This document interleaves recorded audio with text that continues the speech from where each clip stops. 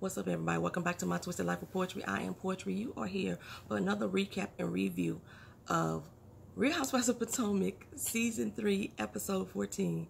Cans We All Just Get Along. I always thought it was pronounced Canis, but I guess it's Cans. I know the film festival is over there every year. Is it Canis Film Festival or Cans? Anybody that lives overseas to watch this or anybody know French, y'all let me know if it's Canis. Forgive me for the lighting. I don't know what it is in the house this morning, but it don't look right. I'm trying to get the camera right, but that's all right. Forget it. Anyway, let's go and start off. We start off with Giselle and her girls, who I love. I love Giselle's kids. I hope they do not turn out to be like their mother as far as personality is concerned. Oh, her mama in town too, and she gonna watch the girls for her while she go over to Paris, over to France. And she tell her mama, you know, hey, Sherman is not in the picture anymore. Mama don't seem really too shocked or surprised, or she don't really seem shocked, feel like that. But her kids, they seemed utterly shocked. You can tell that those kids cared about that man, and you could tell that a whole lot of editing was done to take out of that conversation what these children were actually feeling.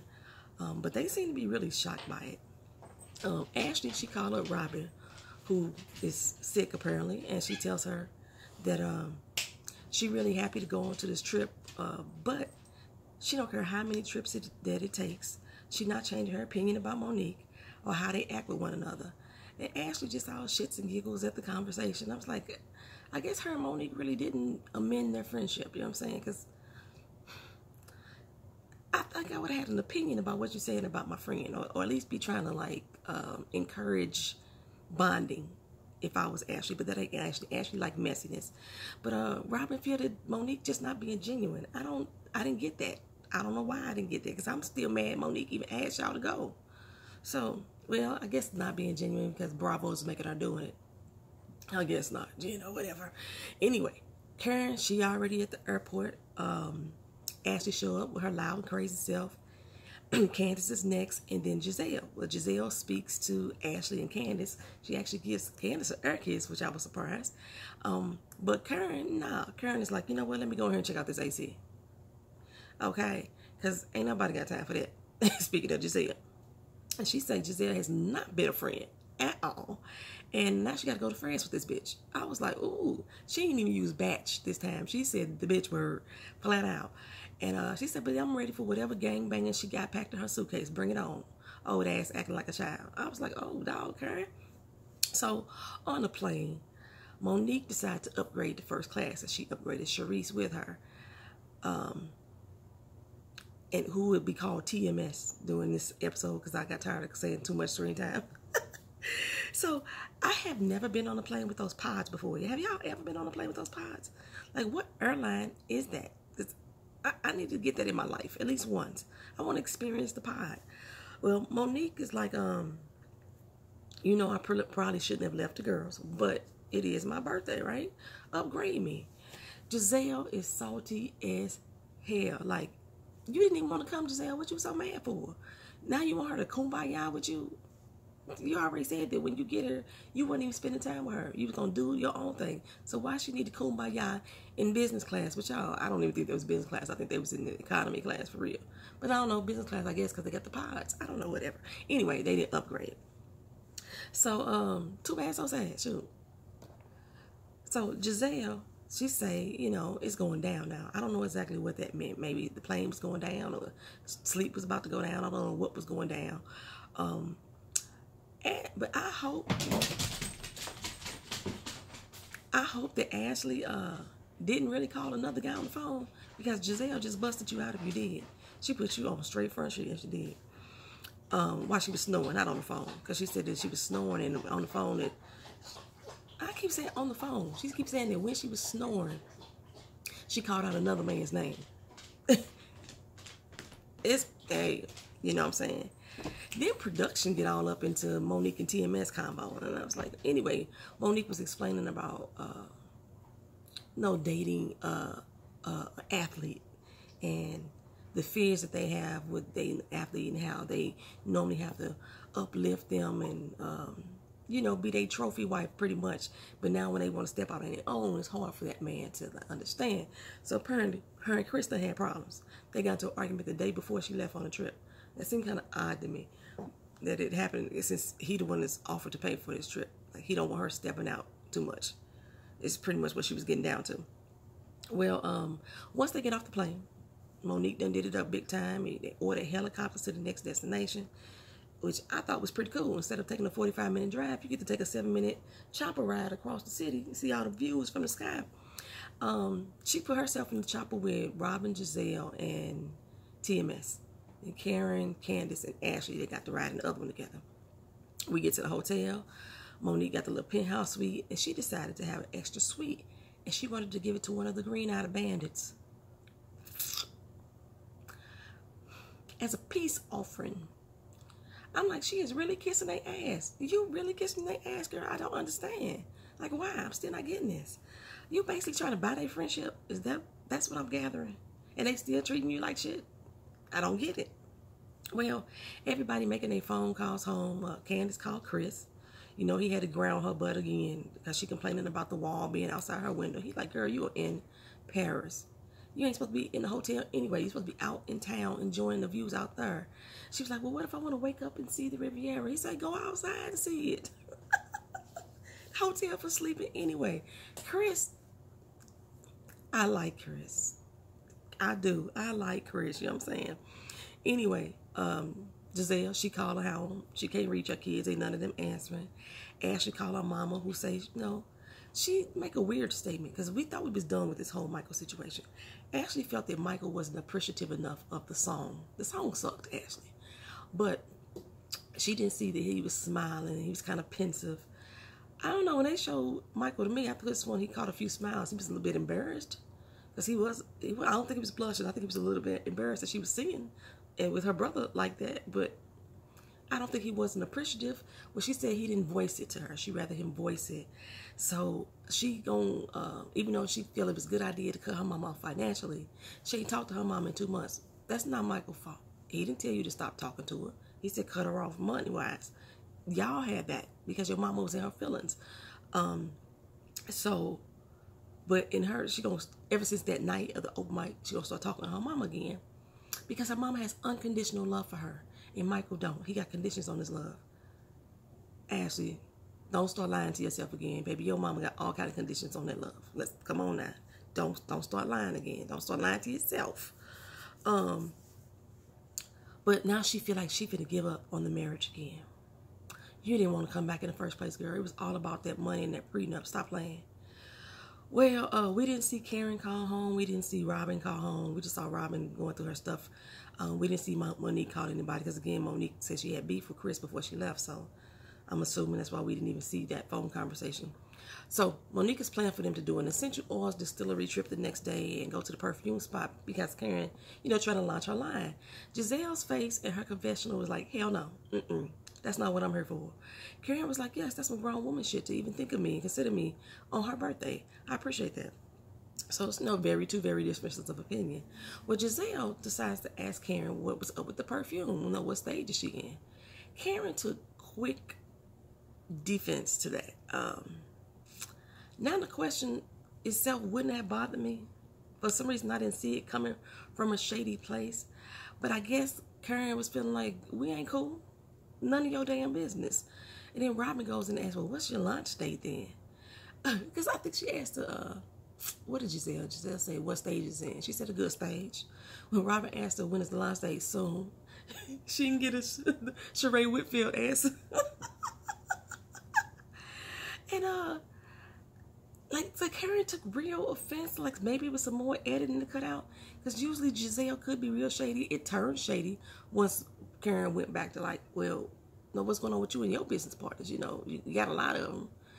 What stage yours in? She's like, well, I'm in business. And then got defensive. They went back and forth at that point. But before then, I wasn't really taking what Giselle asked as a defensive move. Or as, trying to be petty. But, yeah, it turned petty. And then Ashley say, Karen's smelling real fishy right now, like a coochie. I was like, where did that come from? Who coochie smell fishy? Ew. So Ashley goes on to ask her about Matt. Like, do you really trust him? You need to watch who you telling your business to. Da, da, da, da. Karen is like, if you know something, tell me what's going on. If you think you heard something, he said something, let me know directly. I respect your opinion. And then Ashley was still be, this is the problem with Ashley. She always brings something up and just like, I don't know. She go into her Mama Joyce mode. The streets be talking. The streets told me this. I'm like, so who is these streets? Who are these streets? And why you just won't tell Karen what was supposedly said about Matthew since you want to bring it up? Okay, so she said that Karen found Matthew as a Craigslist friend. I was like, where is this coming from, Ashley? Well, she said he been spreading Karen's business. He been down in a gay club. And he heard that Karen ain't living in Great Falls anymore because that's what Matthew telling everybody. And I know when we opened up the episode, Karen was sitting in her Great Falls house. So I ain't sure, TMS chimed in to Ashley. They whispered under their breath. Well, I heard she got dropped off in front of the townhouse. And she was like, because Ray, he had a bachelor pad before they got married. And when they got married, he didn't sell the bachelor pad. And that's apparently where Karen been staying at. That's what she tell Ashley. Well, in the confessional, she tell us that Karen is renting the Great Falls house as a front. You can tell by the furniture. She didn't move none of her furniture from one house to the other. And I'm like, that's really not a document of it being a front, because when I move from this house, I don't plan on taking a lot with me either. I plan on starting new when I get to my new house. So just because you didn't take that old furniture, matter of fact, did she auction off everything, or she sold the furniture with the house? That's what I thought she did. Well, anyway, Monique say, well, I've been to her house. Every time I go, she there. So I don't know what y'all getting at. Ashley's still trying to pass the buck. She won't say exactly what the heck she said. She just started up the mess like her and Giselle be doing sometimes. Yes, I had to throw Giselle in there because they made sure to make that a point a few episodes ago. And she passed the buck to TMS, who tells her, about the townhouse story that she heard. But she told it to us in the confessional like this is a fact that she knew. So Karen said, yeah, there is a townhouse. There's one attached to my house. And thanks to Bravo showed it to us. They showed the house. Boop, pan to the left. There was the townhouse, right? So Karen say, yeah, my son is living in there now, Brandon. Since my parents didn't move in, he's staying in there till he found his own place. And Cherie say, no, Ashley say, I don't believe you, Karen. You just don't be truthful. Karen said, okay, you ain't got to believe me. You'll get over it. I mean, that's how I be feeling too, Karen. You will get over it. Ashley go on, there's so many people who literally come up to me on the street, and that's exactly what they tell me, that you don't live in the house. Who are all these people just walking up to Ashley? Said, girl, did you know Karen don't live in Great Falls no more? Who are these people? You don't even live in Potomac. So you mean tell me that people in Maryland, because that's where Ashley lives. She lives in Maryland. It's people coming up to you in Maryland to say that Karen don't live in her house in Virginia. Come on now. Look, little Mama Joyce. Come on now, girl. What difference does it make to you anyway? Why y'all so pressed about what Karen Huger does? Karen didn't throw a shot. She always be throwing shots, though. She say, look, it may not be when Michael moved you, when y'all separated, but, Then Ashley snapped back, like, bitch, I live in the city. Karen say, I don't do the bitch. Well, you gonna do it today. Like, what is going on here? This came so left field. Like, did Ashley have too much to drink herself? Is that when she get loose in the tongue? And what is going on? I was so confused. Karen said, you know what I'm not going to do is ignorance. That's not what I'm going to do. Karen said, no, Candace chime in like, hey, you know what, Karen? As far as I'm concerned, you've always been on the up and up with me. And Karen said, thank you. And I do that with many others too. That's why I don't get why they keep saying that I have a different personality. Monique said, everybody in this group is always nitpicking at every little thing. It's so ridiculous. Giselle come way from left field. Like, that's because you isolated yourself from the group. The editing, if this conversation went that way, it sound real silly. So the editing, if y'all took something out that should have been bridging those two concepts together, Please give that to us again because it didn't make no sense. I'm like, what, girl? Monique, like, what, girl? She is talking about the damn plane. Are y'all serious? Giselle is hot over the fact that Monique upgraded to first class. Monique, like, is this what we're really going to be mad about now? This is what we finna do. Really? I didn't upgrade mine. When they asked me, is what Giselle said, why you upgrade yours? Monique said, because I'm a grown-ass woman and I can do what I want to do. Plain and simple. Plain and simple. That is the key to this channel today. I'm a grown-ass woman and I can do what I want to do. Had somebody tell me in my comment section on another video, on Power Video, that I shouldn't be reviewing the show because I don't like the show. I'm a grown-ass woman and I can do what I want to do. That's plain and simple, you know what I'm saying? Anyway, Monique goes on to explain why she decided to upgrade. TMS and Candace like, look, it's her doggone birthday. She wanted to upgrade. What's y'all issue with that?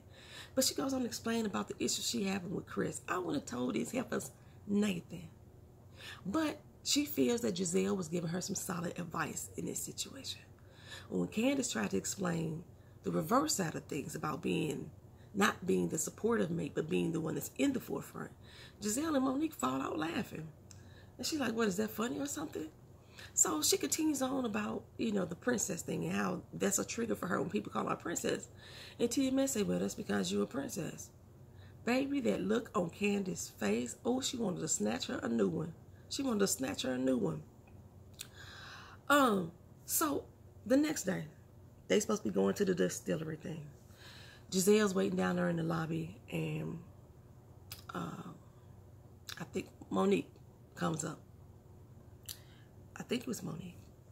And they just talking about the little distillery thing. Everybody ends up showing up with the exception of Robin. Everybody looking like, where's Robin? So Giselle gets defensive. She needed more time. So they're like, okay, well, how long she need? More time. Now, when Karen just gave y'all an answer like that, as far as when her lunch gonna happen, she said soon. Y'all got mad, but when she asked how much time does Robin need, you like, more time. When we on a schedule, we supposed to be somewhere. Basically, they was ditching Monique. That's all they was doing. They was ditching Monique. But when they showed Robin, she was really just walking around the room. Of course, play it off as best as you can, girl. So TMS was like, well, we gonna wait. All of us, we gonna wait for her. Giselle like, no, you ain't gotta wait for her. I'll wait for her. You know, she just need more time. Y'all gonna do what y'all gonna do. We'll catch up. We'll see y'all later on. And Monique is like, I had stuff planned for us to do. She was like, look, y'all just gonna do what y'all doing. So Monique was like, fine, let's go. So they started to walk out. And TMS is like, really, girl, that's how you finna play this, really? And Giselle is like, really, you finna like start with me about this, you know? And so she said, what I'm tripping off of is why Karen don't want to go to the perfume place. Karen didn't say she didn't want to go. She was like, thank you, I appreciate this. I don't understand what the heck Giselle is getting at. Because Karen said she was going. She was appreciative that she was going. So she was like, while she was talking, Karen walked up behind us like, you know, I call bullshit on this. I call straight bullshit on this. What you doing is wrong as fuck. This girl invited you here for her birthday. She set a schedule for us to do some events. And you right here, what you doing right now, this straight bullshit. So she goes on about the doggone perfume again. And Karen is like, I'm going to the perfume. I know what I'm here to do. I know what I'm going to do. I didn't get what Giselle was coming from. They got to a big old argument in the lobby. Karen was reading Giselle. Giselle was still going on about the perfume, and Ashley and Candace and Monique is outside like, are they in there arguing? Is that what they doing? She said, yeah, girl, because Karen's hand is moving fast. So Monique go back in and like separates them, like, come on, let's go. Karen, just go. They pulled Karen away, and Candace walked off with them, and Giselle say, yeah, go ahead with your little best friend. I'm missing something. Something is going on in the editing that I'm missing something. Where is all of this coming from? I don't get it. Giselle left standing in the lobby. We already know that based off of the clips they show us throughout the week, that Giselle and Robin gonna go off on their own, and the other ladies gonna be there together, just kicking and having a good time. That's the end of the episode, y'all. That's the end of the episode. Let me know what y'all think down in the comment section. If you feel I forgot anything important that needs to be discussed, drop that down there too. If you disagree with anything I say, go ahead and drop that down there too. Like, comment, share, and subscribe to the channel if you feel so inclined to do so. Peace.